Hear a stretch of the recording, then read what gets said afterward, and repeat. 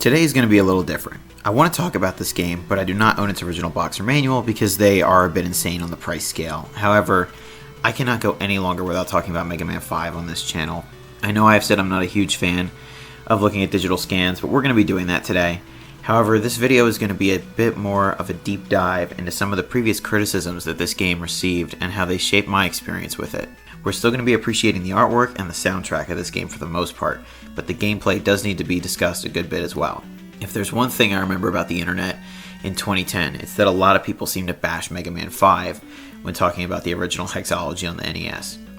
I often recall hearing that this game was the worst of the six by a long shot and that it was not even worth playing. Well, all these years later, I finally got a physical copy of the game and beat it on original hardware. My overall feelings towards this game are that it was immensely overhated and deserved far more praise. Fortunately, most of the negativity towards Mega Man 5 has cooled off lately, and I even saw that the Game Grumps were overtly positive about the game when they played it. There seem to be a series of videos coming out now defending Mega Man 5 and the other titles in the classic series that were typically criticized in the earlier days of YouTube. I'm glad to see that other people like this game as much as I do, but I need to put my own words out there as well. The Game Grumps series made me see this game from a different perspective. I guess I was a bit simple-minded, but I was still a kid when a lot of people were telling me that Mega Man 5 was bad. However, hearing Aaron gush over how this game was a huge part of his childhood and that he enjoyed it so much made me realize that it was not universally hated.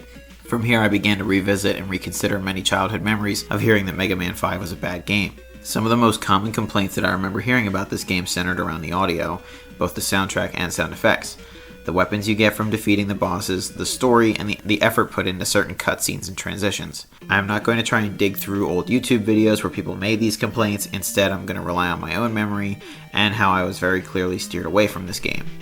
We're going to delve into the specific topics that people complained about and more in this deep dive on Mega Man 5. Within each section, I will be discussing if the criticism is justified or not based on my personal experiences with the game. So, I grew up in an era where the NES was considered a classic system already. However, I had one since I was so into retro gaming thanks to the channels like the Angry Video Game Nerd. I have discussed on this channel before the inspiration that I had from my dad and uncle who also owned an NES back in the day. So yes, I am much younger than these games, but I was a big fan of them. Emulation was also something that I figured out how to do pretty early in my childhood, so I was exposed to a lot of games.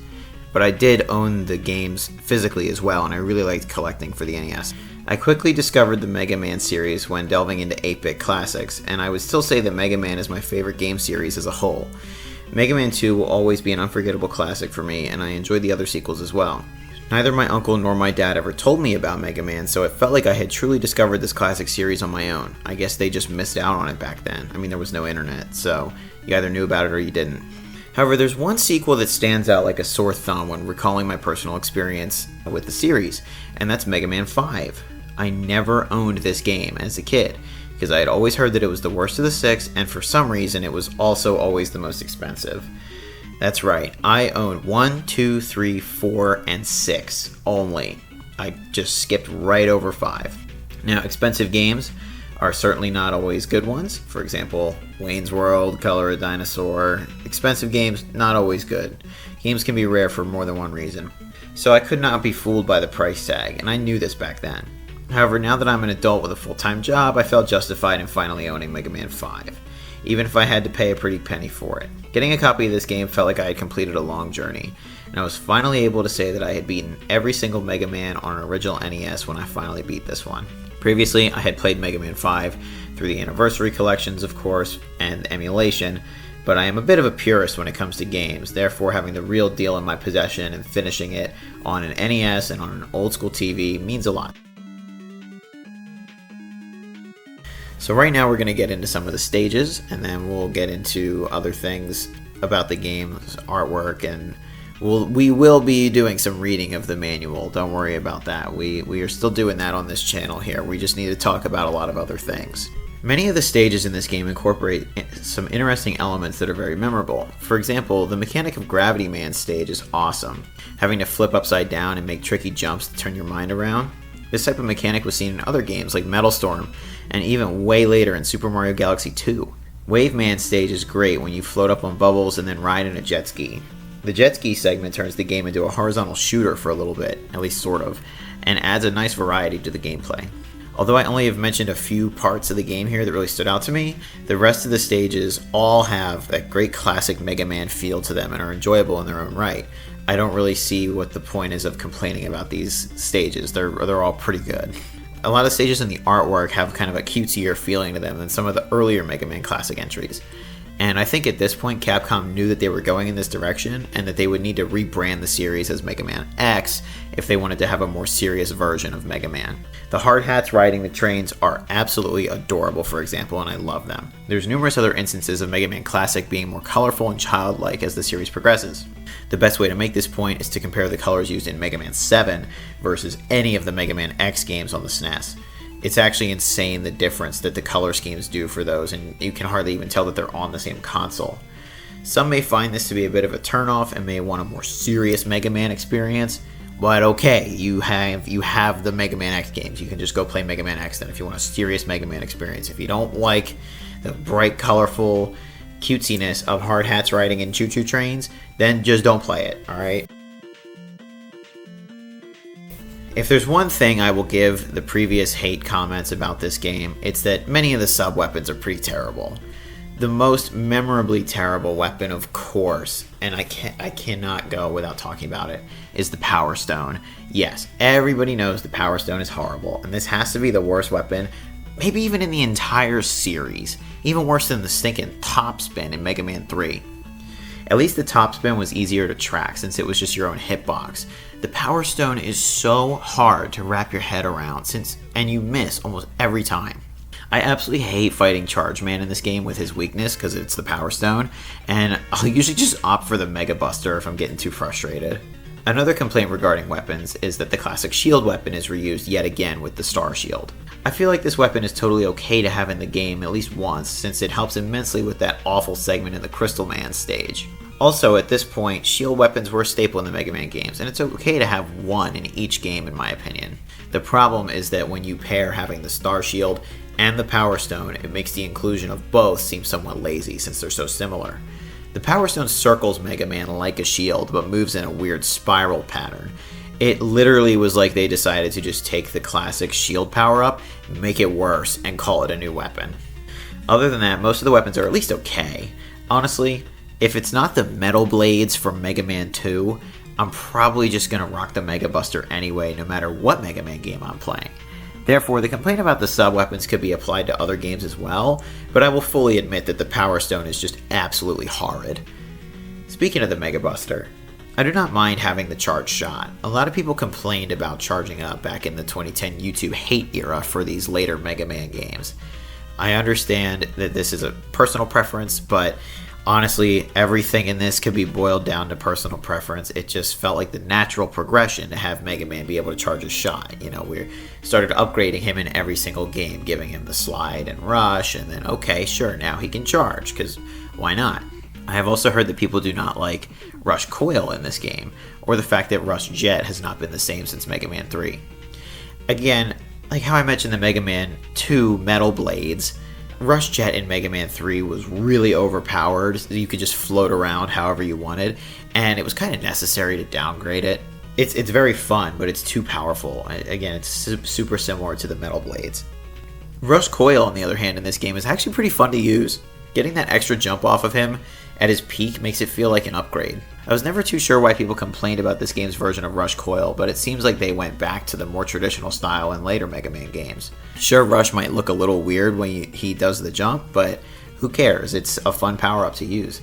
The singular collectible in this game is extremely rewarding.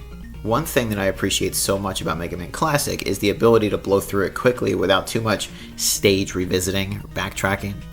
Sure, later entries, and especially the Mega Man X series, started to incorporate backtracking a lot more, but it is awesome how in Mega Man 2 you just get items 1, 2, and 3 and you don't have to go finding them separately, right? You can just blow through these older games.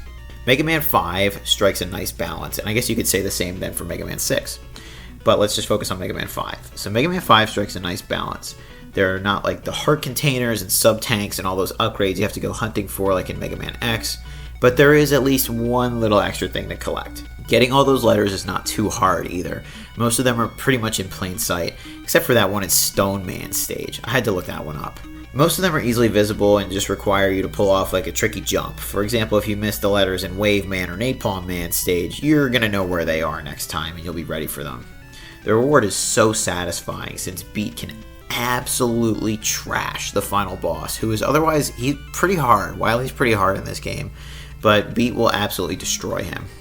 I also remember people talking about the story for this game and saying that they didn't really like it too much. Perhaps some of these, I guess it's worth mentioning that some of these things that I'm talking about may end up being false memory at this point, since we are talking about 15 years ago, but these are things that I am recalling from my childhood that ultimately prevented me from ever buying Mega Man 5 until literally 2024, until this year.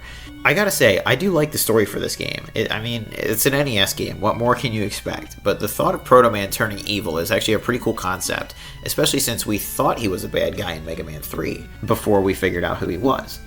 So we're going to explore the box and manual just like old times now. So thankfully I was able to find digital scans of both of them, and I will be putting credit for where these digital scans are coming from in the video. Anything gets credit that I'm taking from, absolutely. So you'll see the credit for who did these scans, and I really do just have to mention a level of appreciation for people who upload scans of these manuals and boxes, because again, the original point of this channel, of course, is to preserve history.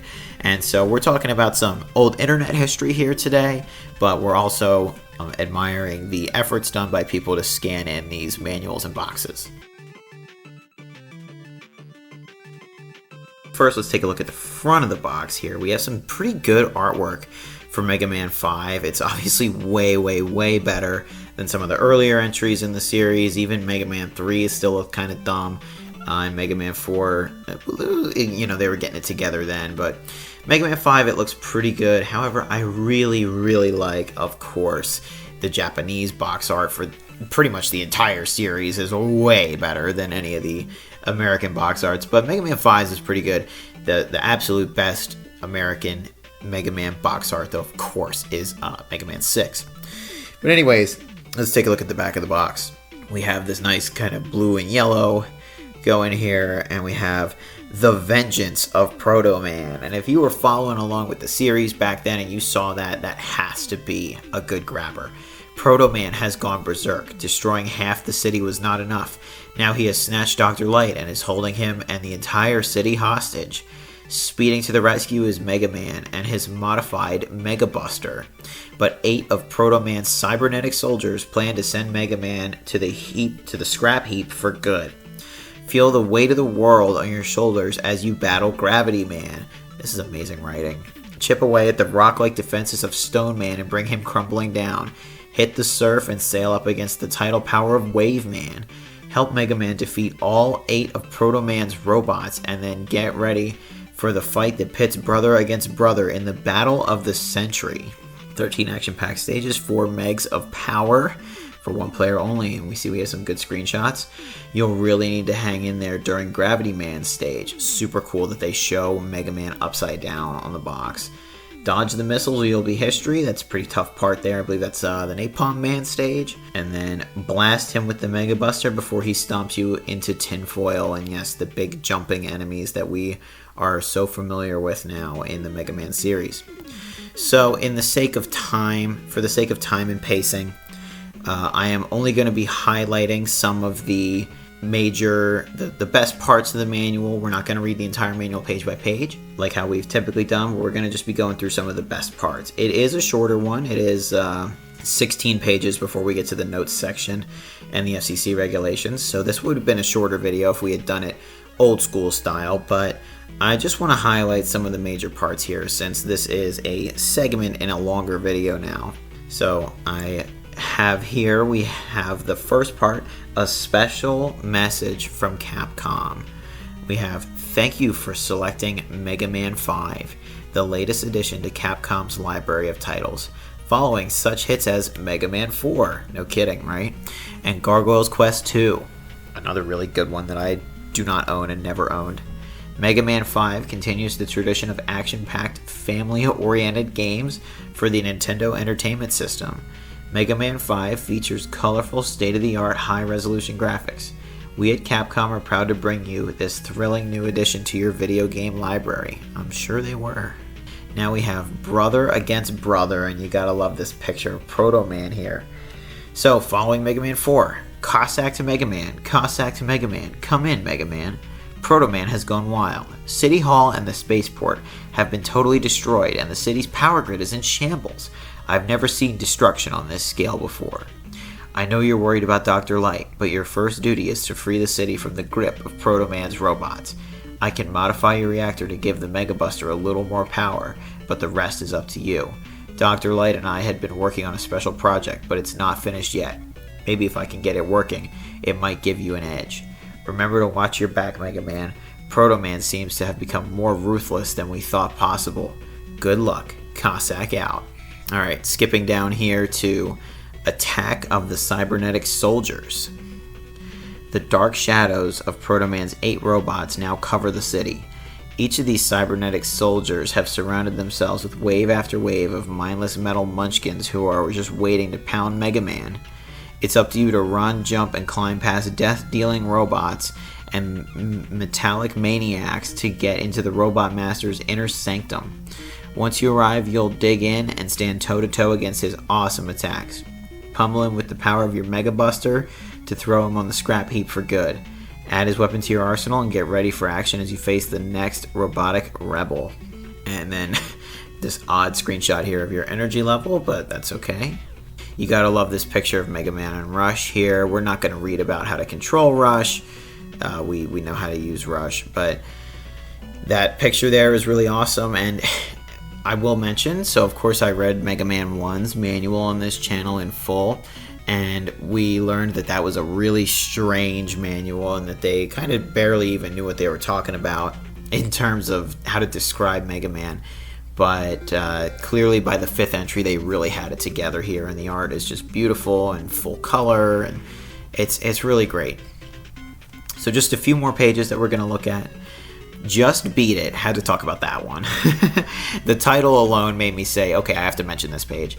Prior to Dr. Light's kidnapping, he and Dr. Cossack had been working on a brand new attack robot named Beat.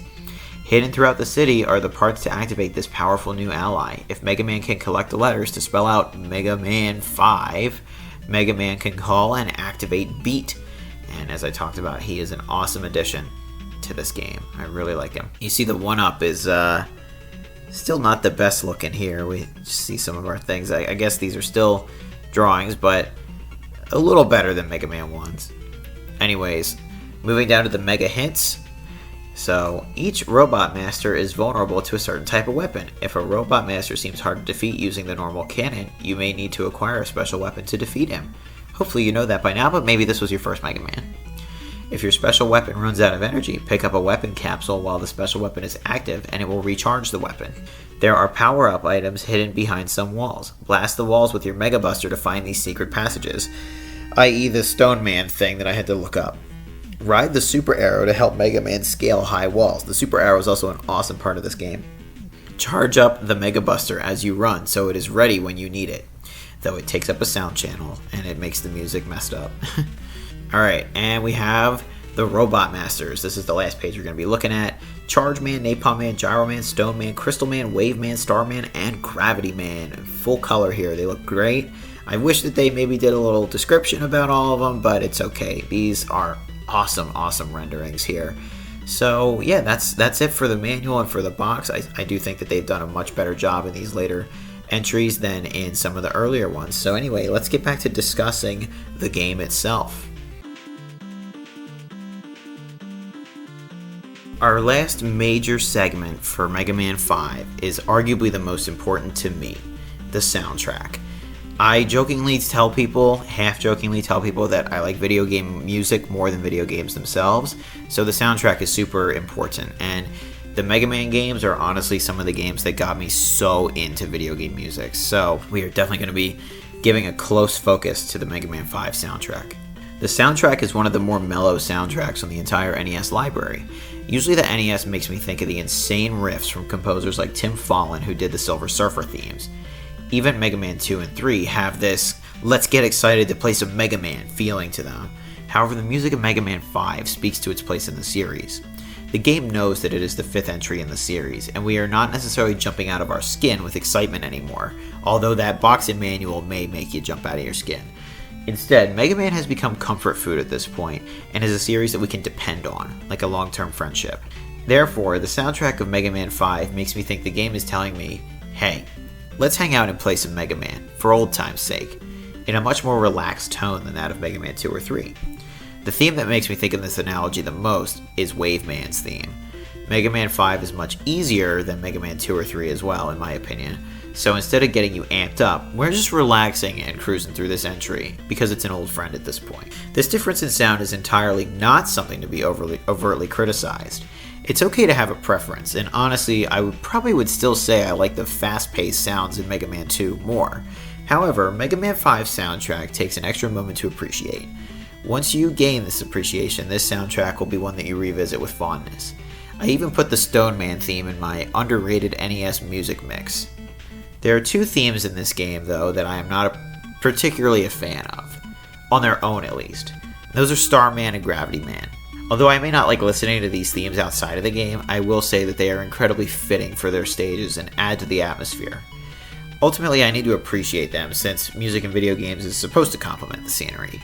Sure, it's awesome when you get a song that is legitimately good without even being played with the game, but Mega Man 5's chilled out themes lead to a few of them being a little more experimental sounding. I tip my cap to the Starman and Gravity Man themes for trying something new, but I usually skip them when listening to the soundtrack outside of the game.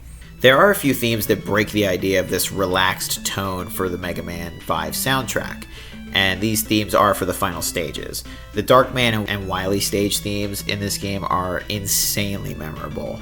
I would say that the Darkman stage theme even rivals the Wily Stage 1 theme for Mega Man 2, which the internet overused to the absolute death in the 2010 era of YouTube that I'm talking about. And I still love that theme, please don't kill me, but it was so popular. My personal experience with these stages was that I had racked up a lot of extra lives and made it through both castles without getting game over once. However, by the time I got to Wily, I was on my last life. What I was unsure about was if the game followed the mechanic of Mega Man 2 that when you get game over, you lose all your E-tanks, or if it didn't. Therefore, I was actually really nervous and amped up in these final stages, making sure I didn't get game over, since I didn't want to find out if I was going to lose all my E-tanks, because even though I had beat, you still want some E-tanks for that Wily boss. He's very hard. Towards the end, the game does eventually transition from, let's hang out and play Mega Man, to, okay, you are serious about this now. You know, you went through like 8 Wily stages. You're here. Or, you know, the Darkman and all the Wily stages. It's like, alright, if you're doing all this, you're serious about this game now too. So the music helps with that transition. Overall, the soundtrack for this game is incredible, and has one of the most unique sounds on the NES. Usually for me, when I think of a Mega Man soundtrack, one theme in particular will pop into my head. For example, Mega Man 4 always makes me think of that crazy intro on the Toadman stage and that rain coming down. It's so cool. Mega Man 5 immediately makes me think of the Wave Man theme. I start bobbing my head a little and go, oh yeah, that is such a nice track. But then you also think of that Darkman theme and how the game does get you hyped up for the end of it. It's a wonderful contrast, and I think that this game does a phenomenal job in the audio department. Overall, I think Mega Man 5 received a lot of backlash since some folks considered some of the design choices to be lazy, or maybe there was just some series fatigue at this point. However, I think this game dares to be different in some areas that go overlooked. Sure, did Mega Man 6 innovate even more? Yes, absolutely. Mega Man 6 is an incredible follow-up and conclusion to the original 8-bit Mega Man hexology, but the 5th entry should not be left in its shadow. I will not put Mega Man 5 above the second game in ranking them, and I would probably not put any Mega Man game above Mega Man 2. However, Mega Man 5 does deserve a high ranking in the original hexology due to its comfortable feeling with a few twists of innovation. Hopefully this video gave you what you came to this channel for, but with a little more depth than usual. Perhaps I'll make this its own series of video essays because there are numerous games that I could give this treatment. Many of these are others in the Mega Man series that I had been thinking of just while writing this script. Obviously I talked a lot about other Mega Man games like the X games and Mega Man 7 and 6 and 4 and 2. But there are a ton of other games out there as well that I could write about like this. I hope you enjoyed it, and thanks for watching.